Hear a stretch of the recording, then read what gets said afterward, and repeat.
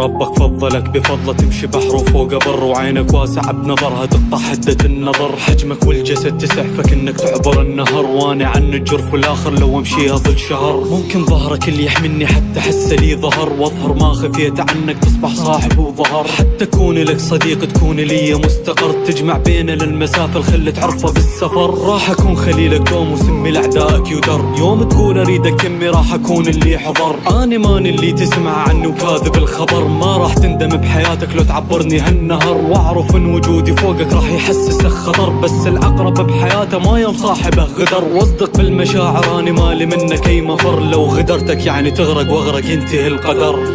هاي البداية هاي البداية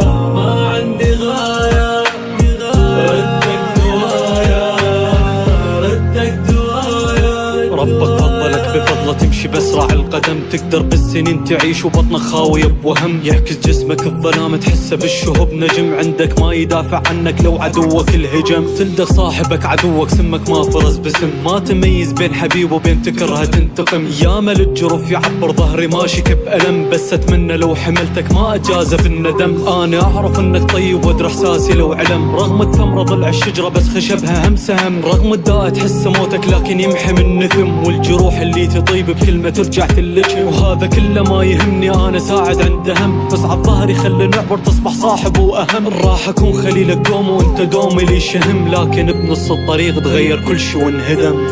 هاي البداية هاي البداية